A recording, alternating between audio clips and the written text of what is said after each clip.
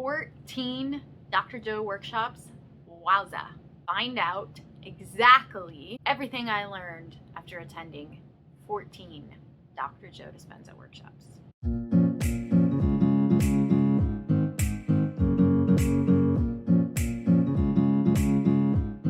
Hey guys, and welcome to another episode on Freedom Project 222.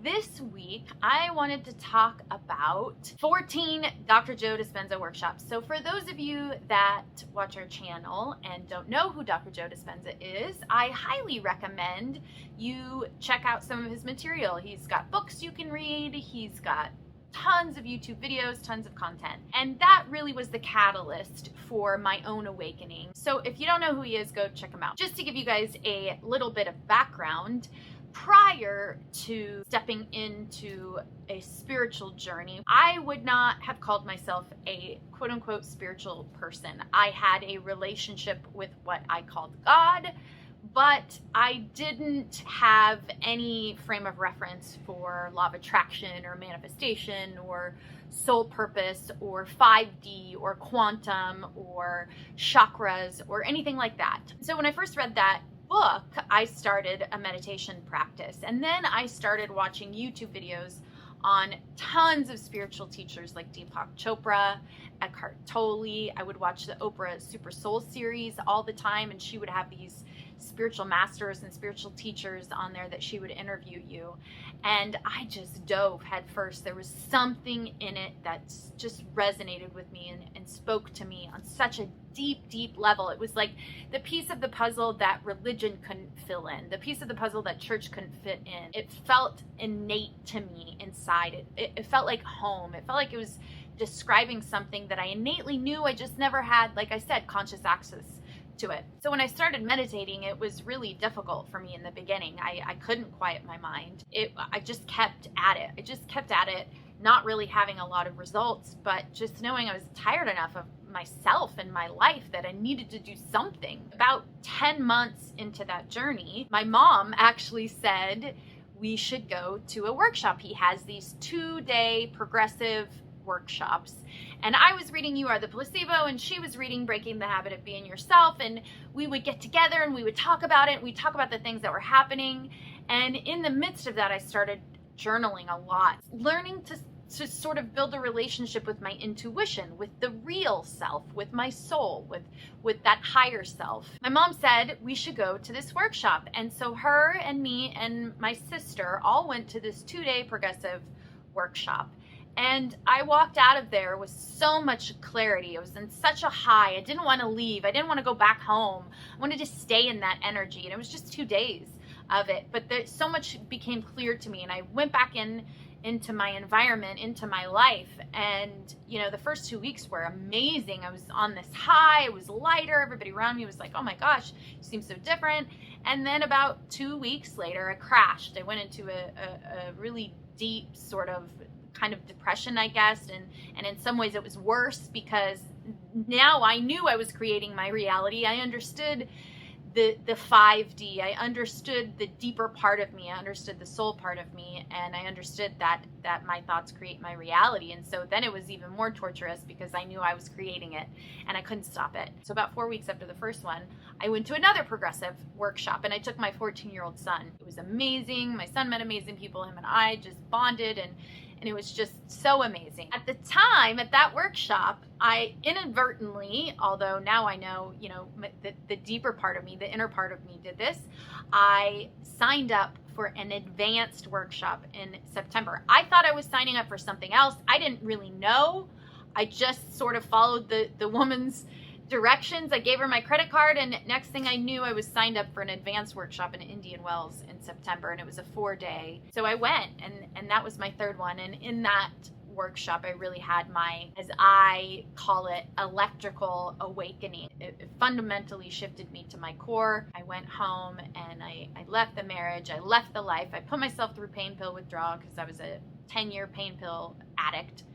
And I just really dove into following my own truths. And then I went to another one and another one and another one and another one and another one and another one until 14 workshops later. So I wanted to share with everybody because especially now, I know that these meditation retreats are difficult to get into, not just because of the global situation that's happened in the last year and a half, but because people want to get in, people want to experience it, and so they fill up extremely quick and it's hard to get into them. So I wanted to share sort of some wisdom that I pulled from all 14 of those workshops to share with you guys, those that have been or those that haven't, how I've really been able to implement the things that I have learned in those workshops, and now essentially create the life that I live, and now teach others how to do exactly what I did, how to actually implement the changes into their life. So the first thing that I learned after 14 Dr. Joe workshops is I am not who I think I am. And I mean this in multiple ways. In the way of, I thought I was like this human being separate from the other side, from source, from God, from the 5D, from whatever that is that you call it. I thought I was separate and just this poor human being all alone. And I didn't realize who I really was, which is why I got it tattooed on my arm. Remember who you are.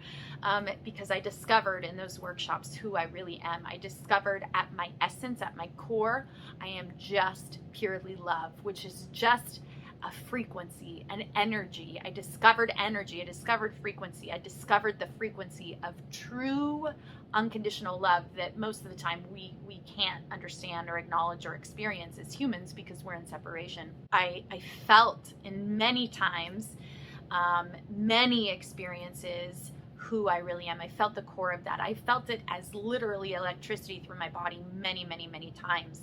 It was always a very physical experience for me. It was always a sense of love, but feeling it in my body instead of a lot of people go out and they have visualizations and they go out of their body, which is why I'm so passionate about teaching my workshops that I do now, my Day of Breath workshops, because it's all about really embodying that and bringing that into your body in a 3D way, experiencing these outer experiences, the truth of who you really are, and then being able to really embody them and again implement them. The second thing that I learned that is one of my core truths, because I've experienced it over and over and over, is the unknown will never let you down. And that was a big part for me because we're all so scared to make a move.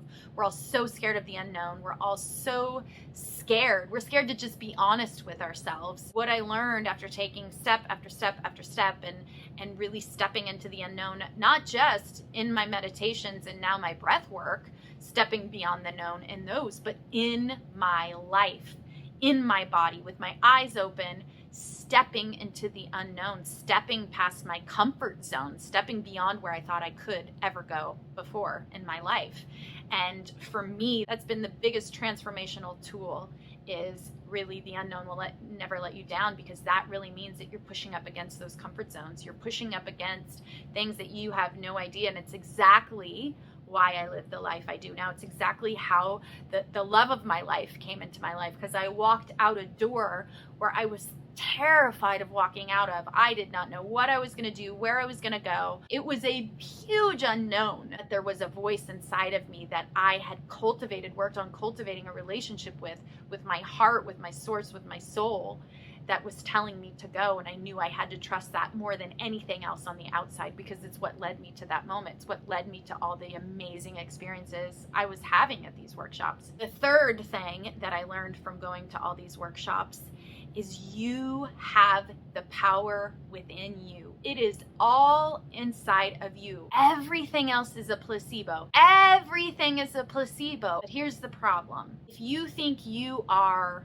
the default self, which is a habit which is a programmed you from age 0 to 7. If you think that's who you are, then you'll just keep operating on default mode. You'll just keep creating from that default mode. All inside of you means when you are on default mode, the outer world will reflect that default mode. Your life will reflect that frequency. Because that's all this really is frequency that's turned into matter. That frequency is going to be shown to you in your life. It will always show you what's going on the inside. And that's another big reason why we created our Beyond Limits course, is because So many people go to the outside thinking that if they change the outside, the inside will change. And in fact, it's the exact opposite. Have to work with the default self. If you're not aware of that default self, your life will never change, no matter how many courses, no matter how many retreats, no matter how many books, no matter how many teachers. It won't matter if you're doing it as the default self. You have to become aware of the default self and then change it. When you understand this, you can take radical responsibility. There is no guru out there that is going to save you. And in fact, we say that over and over and over and over again in our Beyond Limits course, because I saw so many people leave these workshops and give all of their power to Dr. Joe Dispenza, all of it. He was their guru. He was their second coming of Christ. He was their answer to, oh, hey, honey.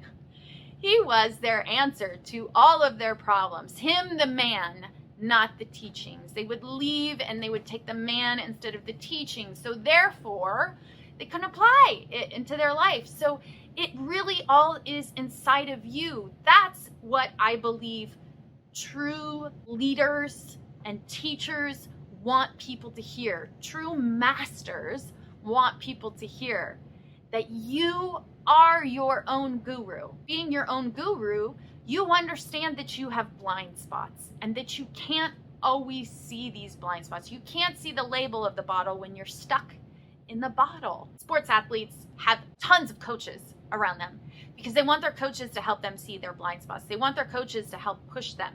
They know the importance of having somebody that's been where you have been, that has done what you have done, and can help light the path. We tell everybody, we do not do it for you in our Beyond Limits course. You will do it. Just giving you permission at the end of the day. We're helping you to uncover the default self, because that is the only place change and transformation can occur. When you understand, recognize the default self, when you understand it's all inside of you, it is not outside of you. There is no person that is going to save you but you. Radical responsibility means nobody else is responsible. Dr. Joe didn't save me and Dr. Joe didn't hurt me. Your mom didn't save you and your mom didn't hurt you. It's you. It's all within you, and that's where the change takes place. So understanding you are it. You are the answer to all your questions. And that's the other thing that I learned from going to 14 workshops.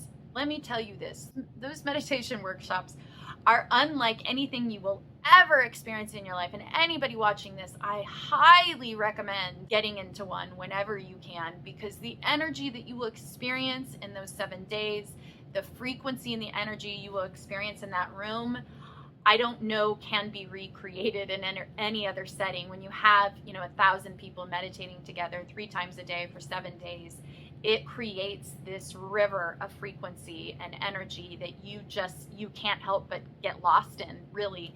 And it is intense. It is amazing. It is what showed me who I really am. It showed me the power that I never knew I had inside of me. I never knew it was all inside of me. I always thought it was outside of me. It showed me that fundamental connection to my God, to my source, to my it, to my spirit, to that thing that you give a name to. I don't really have a name for it, but the only fundamental truth. That is what I connected with and learned to listen to my voice. I learned to listen to me, to that thing inside of me. So that massive amount of energy allowed me to go to those places I had never gone before, to go way out. And I would come back, and let me tell you, you want to talk about a high. That's how I was able to quit pain pills. I wouldn't have been able to do that cold turkey on my own if I wasn't in such a high frequency and a high energy. I wouldn't have been able to do that.